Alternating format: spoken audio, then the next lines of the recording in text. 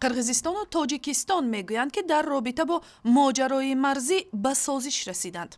در پی گفت و شنود هیئت‌های بلندپایه در بشکک هر دو دولت تصمیم گرفتند که جریان تعیین و علامتگذاری مرز مشترک را تیزانند و از مناقشه‌های احتمالی در آینده پیشگیری کنند.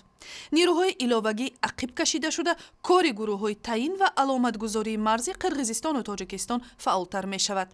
این زمان معلوم نیست که آیا مرز قرغیزستان باز خواهد شد یا نه. مسئولین بیمارخانه رقم 3 شهر دوشنبه میگویند که سوختاری فاجعه بار در منزل میدماه عمر و یک خادم 37 ساله دانشگاه تکنیکی تاجیکستان در نتیجه بی احتیاطی رخ داده است. در این حادثه مادر کشته شده، 3 دختری از 9 ماه تا 9 سالش جراحت‌های سنگین برداشتند. در شعبه ایوگری بستری هست، حالتشان کمی بهتر. افسوس که مادرشان بعد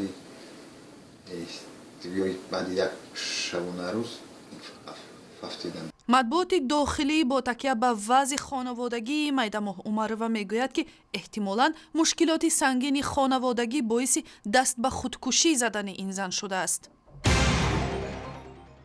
شورای واسطه‌های اخباری عمومی تاجیکستان از دو نشریه امروز نیوز و جمهوریت عذرخواهی کرد. این شورا ماه ینور نتیجه‌های یک تحقیقات را نشر کرد که مطبوعات تاجیکستان را از روی معیارهای اخلاقی فعالیت ژورنالیستی به 3 گروه سالم، کلونده و ناسالم جدا می‌کرد. برای به عزت نفسی روزنامه جمهوریت و هم امروز نیوز رسیدند در طرز ifade جا کنی آنها در ردبندی متصدیان این کار از این نشریه ها عذرخواهی نمایند. نتیجه های مانیتورینگ اخلاق ژورنالیستی نشریه ها که در آن کار روزنامه های دولتی و مستقل ارزیابی شده است، بحث زیادی را در میان ژورنالیستان تاجیک به میان آورد. خانواده مشتری مبارکشای و به دادگاه شهری دوشنبه شکایت کرده حکم 12.5 سال زندان دادگاه شاه منصور را ناعادلانه خوانده است. هفته پیش دادگاه ناحیه شاه منصور келини قاضی دولت قویمدادов سفیر تاجیکستان در بلاروس را در انتقال مواد مخدر گناهگار دانست. وای دخترک واج می‌برد که من در حقیقتاً از شهر مینسک آمدگی بودم. لباسم دادنی هم سومکه بود. شوهرم با من بگید که با مسکو و بعدم با شهر مینسک سفر کردن. من نمیدونم میگه این سومکه در هم خانه خود من بود، لیکن از این مواد و تماما خبر دارم نیست کی مونده.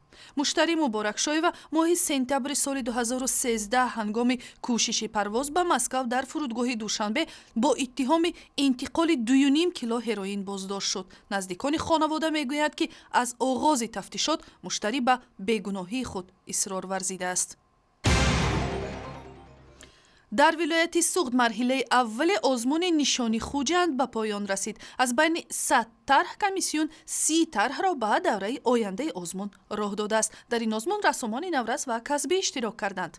ضمناً این خبر و عکس‌های شرکت‌داران آزمون در سایت اینترنتی رادیوی آزادی، شبکه‌های اجتماعی فیسبوک، توییتر، یوتیوب و هم تلفن همراه شما دسترس است.